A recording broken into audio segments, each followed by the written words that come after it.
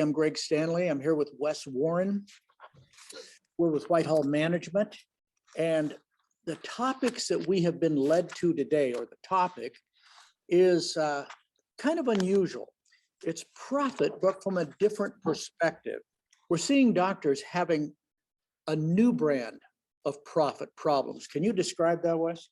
Of course, inflation is driving a lot of the problems, as many of you know, with labs and supplies and staff costs, especially staff costs, are going up so fast that it's creating a profit issue in a lot of practices. And if you're not feeling it yet, you will. It's definitely you can't raise your fees fast enough. A lot of you are tied to insurance, and it creates a problem in virtually every practice we deal with. Insurance is famous for trying to push your reimbursement downward, and patients unfortunately side with the insurance companies. And so we see reimbursement pushed downward, staff costs, and really the cost of everything else pushed upward. And we're feeling that. And we see it in really two settings. Setting one, and we see this more than we would have expected. A doctor with a practice that's completely full. The schedule really doesn't have openings, or maybe one a week. They're busy, and it's not that they don't have any profit, but they're kind of grieving the loss of the profit they had before these problems hit, this sandwich effect between insurance and inflation. The other version we see of profit squeeze is practices that aren't full. They still have their costs going up. Insurance is still, trying to push down their reimbursement. So what we thought we'd do is cover these into separate recordings. One, we'll talk about practices that are full, but have seen profits go away or reduced noticeably. And then in our next recording, we'll talk about practices that aren't full and what they can do in this market to fill them up profitably. I would say, as far as full goes, what I see as what I would consider full would be somewhere 90, 95% full. It's very difficult to get that last 5% out of any practice. It's almost next to impossible. So if you're already at that 90%, 95%, this recording is really for you. I just want to clarify that, yeah, this is for you. So, and answering that question, what do I do? I got profit problems, or I'm seeing my profit go down. It's really, you've got to kind of have an understanding of the practice dynamics. Are you full and you're seeing profit problems, or are you not full and you're seeing profit problems? Because there's two really different answers to how you tackle this. First, I would point out, when the practice is full, you're having profit problems. How do you make it more full to have profit? You know what I mean? You can't. See, the other side, when the practice is somewhat empty, you can do things to create more revenue to solve the profit problems. But if you're already pretty darn full, it's not the answer is to get more full. So what do you do? So a lot of things get kind of kicked around.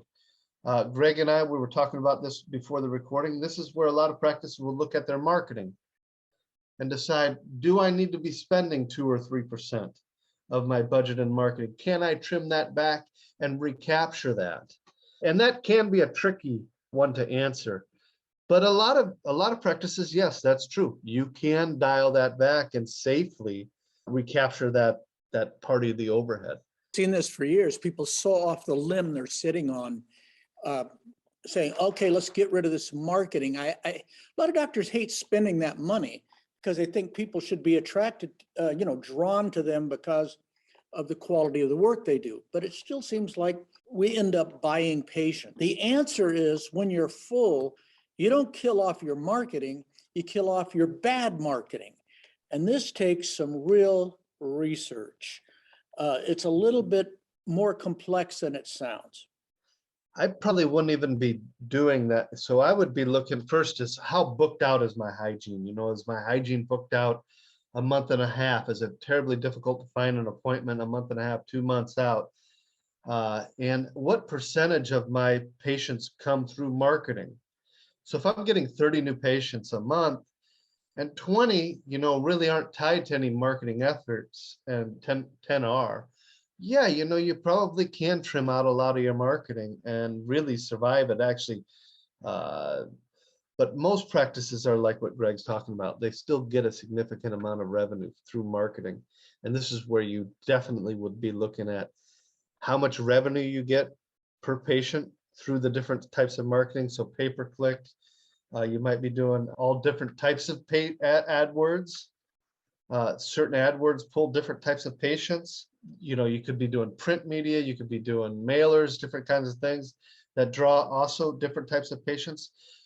All those types of things, when you dissect it, you're going to find, like in mailings, certain zip codes produce better than others. And trimming out the bad zip codes and really focusing on other zip codes, the good ones, yeah, you can save almost half your budget by just doing something like that. AdWords, like I was just talking about. Examining your AdWords, finding out which ones drive better quality patients, and trimming out the other AdWords can also you can half your budget as well. You can do things like geofencing, where you decide to allocate your funding on AdWords to certain geographic areas that are known to produce better patients, and really eliminate marketing to, I don't want to say undesirable areas, or areas of known problem patients. It's, I guess. Well, when people don't have money or insurance, we kind of think of it as a challenging patient. When you're super full, yeah, you gotta look at the quality of patient that you're getting. And if you can manipulate the map of where you're marketing to, you should be doing that. So those are all things that you can examine and look at to decide, how can we be more efficient with our marketing? Can we take our 3% marketing budget and kind of take it down to 1% and pick up 2% back in our pocket? Those are all definitely things you should be looking at. Okay, let's look at another area, and that is what I'd call non-producing insurance, meaning people that have insurance coverage that you're probably losing money dealing with it. Do you think of your time as the thing that, creates overhead, but there's the staff, the office, the supplies, all of that. And maybe you even marketed them into the office, and then their insurance pays a fraction of what they should or what they promised. You're underwater. I would say, just like bad marketing, let's take a look at bad insurance. So first thing you look at with deciding to get out of network is how booked out the doctor is. So as I told you about hygiene, I would be looking at, is the doctor consistently booked out pretty heavily for 2 weeks? Or is it really kind of almost really not booked after 3 days or so, it starts to really thin out? Getting out of network probably is not the answer for you if that's the case, where you're really kind of looking 3 days in the future and it starts to thin out. It's not really the answer. You would be looking at what's the problem there? Why aren't I getting good compliance, good case acceptance, and really fixing that first? And you'd want to see your schedule stack out and consistently be 2 weeks booked at least. And once it's booked at that, absolutely. Then you start picking kind of this, like you said, fringe network to really unplug from. All right, let's sum both of these up. Marketing, if you get 1 or 2 patients from some source you're paying for all year long, and it just doesn't pay you back, over the side it goes, even though it produced 2 patients in a year. Same Right. for insurance, like you're saying. Once you're booked out, you can start taking the ones that we're likely losing on. And everyone knows that just throwing all the insurance out is like firing a warning shot into your own forehead. You're gonna hurt. In fact, that tends to go with people that go down in flames. Can I point out some things about this, because this is really dangerous ground. This is stuff that we take a lot of things into consideration before dumping out a network, in terms of your case acceptance is much easier when you're in network. When you're out of network, it's much harder. And so the other thing would be is the patient bond. with the practice? How strong is it? You know, how many, what's the percentage of patients we're going to lose? All these kind of things come into play when deciding to go out of network. So it is kind of complicated, but as a simplified rule, yeah, you would look at how booked out are you to determine, can we look at really getting out of network? And that would be my first thing I would look at. I think that's great because sometimes the bond between the patient and the doctor is the insurance. There's no other bond. There's no Right. other trust involved. I think of my own dentist. I know him, I like him, but the bond we have is really his awareness that I'm a dental phobic, and he knows how to go the distance and care for it. So insurance, no insurance, I'm still there. But what you're saying is when things are really good, when it really fill up, we can start trimming these things down and slowly perfecting profitability. Yeah, yeah. Okay, and then the third one I want to talk about is prices. It's kind of something people turn to, they first turn to in dentistry when they believe they have a strong bond and say, people will pay for me, you know, I'm special. People thought that in 1990 when managed care swept through medicine. Managed care said, we're going to come and we'll be running it, not the doctors. And the doctor said, oh yeah, watch this. People want me. They don't want you telling them which doctor to go to, and they'll pay for me. Well, it turns out they would. They would pay about $5 more to go to their own doctor, which didn't make any difference. Managed care wiped out medicine as far as profitability goes. They had to really go back to the drawing board and try to recreate medicine. In dentistry, what you're saying is a little scary. It's like you've paid for a bungee jump and you're going to find out if they've checked those cords recently that you hang from, you know? That's why I wouldn't be, you know, just keen on, I would get in touch with us, honestly, and just touch base with us about your practice, exactly what you're planning on doing. And we'll ask you a lot of questions about how many referrals the practice gets, how booked out is hygiene, how booked out is the doctor, case acceptance systems in the practice. What are they like? How much training does the team have? Do we have a lot of turnover with the team? What's the bond like? How long have the hygienists been there? What is their bond with patients? All this stuff goes into kind of a formula, if you will, to determine whether you can really be aggressive getting out of network or you really have to be careful. You know, another thing, we saw a dental meltdown, which I hope we don't have, but everything kind of spells one out. But we had one in 2008, 2009. And the only thing that saved some of our bigger offices from just pure disaster, they had big overheads, big fixed overheads, meaning space, equipment, everything. They don't want to lay off all these highly trained staff. The thing that saved them was membership. And so that's a whole nother area. And if we look into your life and see membership as an answer, don't think it's something we just pulled out of the air.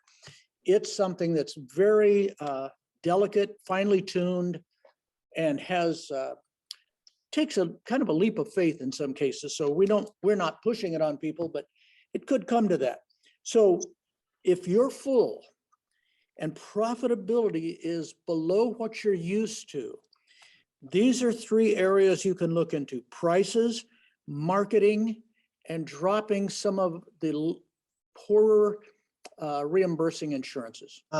As you kind of get full, like you were describing, inefficiencies with hygiene. We were talking about this before we jumped on too, Greg, you know, where hygiene falls apart on you the day of. And so every day there's more openings than there should be, can also be a driver of some overhead issues. And you should be at around 5% or less in terms of openings. So out of 20 appointments, you should only really have one that is unable to be filled, where there's nobody there, where a hygienist is literally sitting there with nothing to do.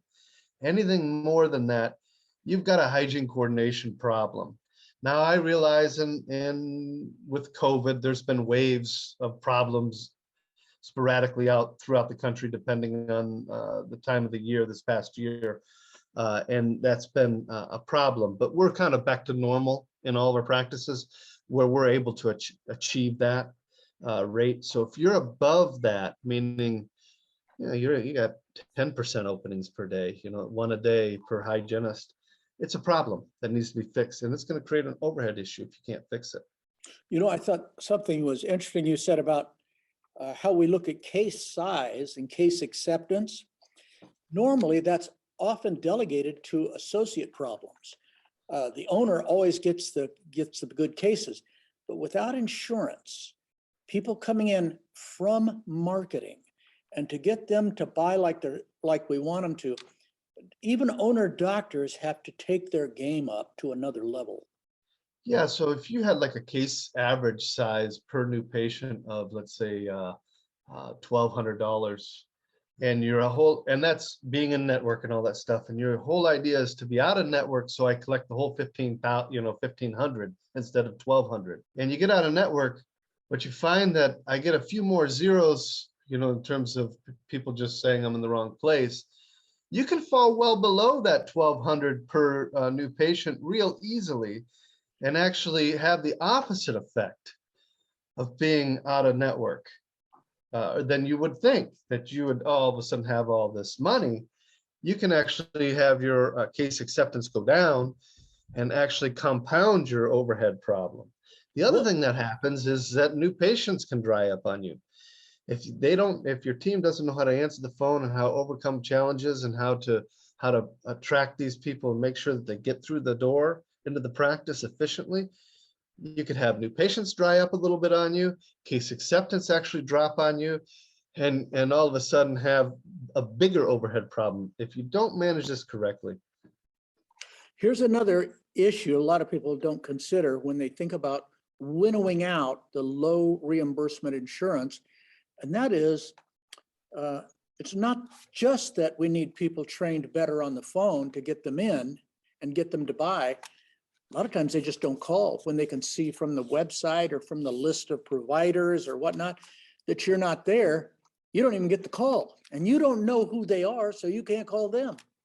So I would say, when we're really getting on a network and we're really working with a practice, there are strategies we use to kind of offset that. So we might actually increase the marketing budget. This whole idea that we're writing off 20% and we're just going to recoup all of that. It's not reality. A lot of times what we're doing is we're increasing the marketing budget by 2%. So that eats into the profit. And then we're also going to implement some kind of bonus system to make sure that case acceptance stays really firm and tight, so that the net gain might be that, yeah, we have a 15% swing, but it's not a full 20%. I don't want people thinking that I just cut insurance out and I'll walk away with that full 20%. No, there's some strings attached to it for sure. Start spending that money and they don't have it. Another problem with all of that is the gestation. It takes 3 to 4 months to see the impact, maybe sometimes longer, of cutting out insurance where you weren't tracking very carefully. And tracking means really questioning people, probing how they heard about you, how they got to the office. And the other is cutting out the insurance. Sometimes, like I say, it takes a while to figure out the impact. So when somebody comes to us and says, should I kill insurance? I don't think I need to market anymore. Boy, I got to say, it's almost like doing some kind of systems check for a jet fighter. That thing's going to be under load at 700 miles per hour, Yeah, we're going to be doing a negative G pushover, the MiG-28. You kind of got to make sure everything is tight in the practice. And so we do a full, obviously, systems check. We look at all the statistics and all these different things to make sure that the practice can actually survive and thrive. Well, the idea is that you thrive out of network is really what we want, not that the practice kind of tanks and just kind of repeats and creates the same problem it has currently. All right. So how would a doctor go about that? Well, yeah, if you're really serious about this, certainly we have years and years of experience of doing this. We have a lot of questions we would ask you about your practice. So if you want to get out of network or you feel like, hey, I am pretty full, this sounds like me, I really want to enrich the office with more profit. I feel like I'm getting squeezed here, or I'm worried about getting squeezed. Yeah, get on the phone with us. Obviously, a lot of practices are different. Not two practices are the same. Not two doctors are the same. And so what Greg and I have decided to do is take phone calls. We're going to take 45 minutes each with doctors on what they can do, changes they can make specifically customized for their practices. And we charge $97 for those phone calls. But for the first 5 people that register, it is no charge. We'll do it for no charge. Actually, you know what we're going to do? We're going to do something special for today only.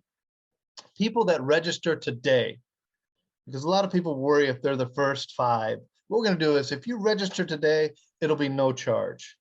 But if you wait and you want to register tomorrow or the next day, it will be $97 to talk with Greg and myself about your practice. And we're going to give you valuable information. We're not going to hold back.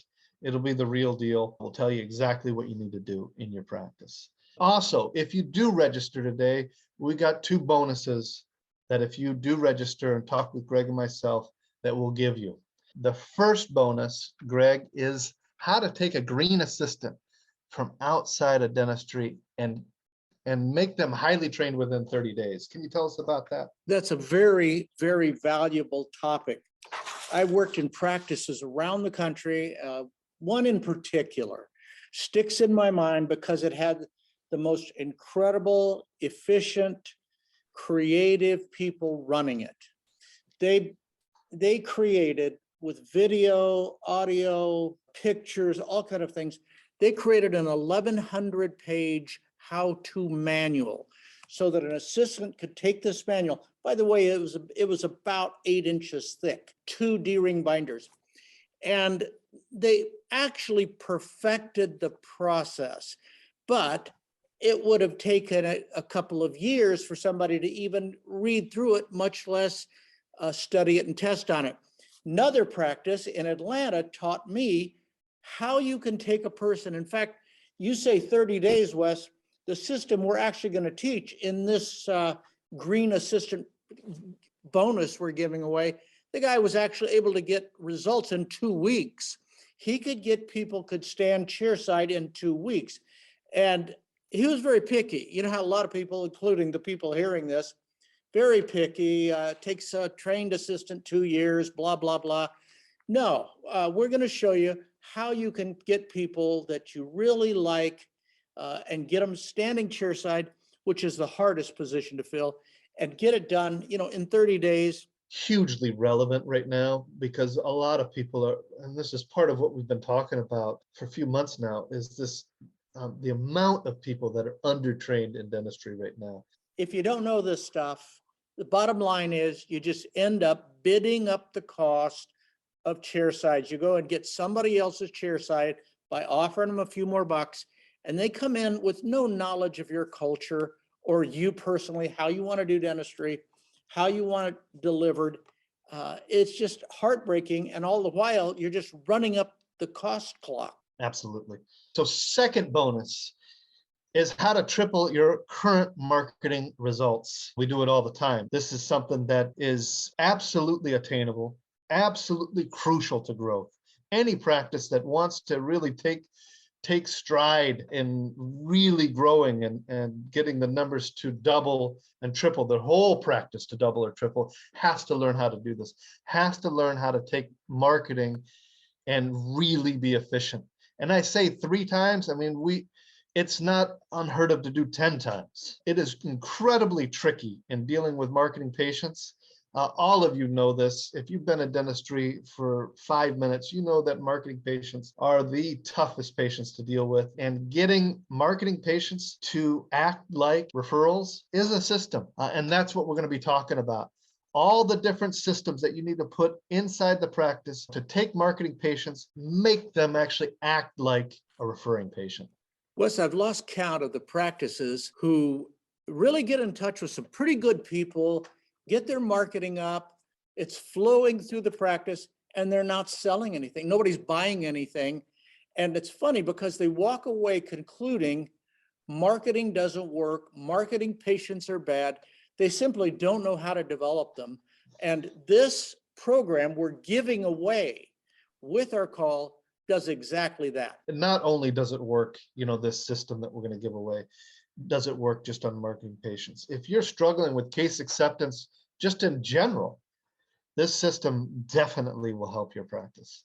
So these are two huge bonuses that are, I would say, very relevant to the times. So if you want to talk with Greg and myself, I thought about it, maybe you want to do it, now is the time. Don't wait. We'll throw in these great bonuses and we'll talk to you at no charge if you call us and register today. If you wait, yeah, it's going to be $97.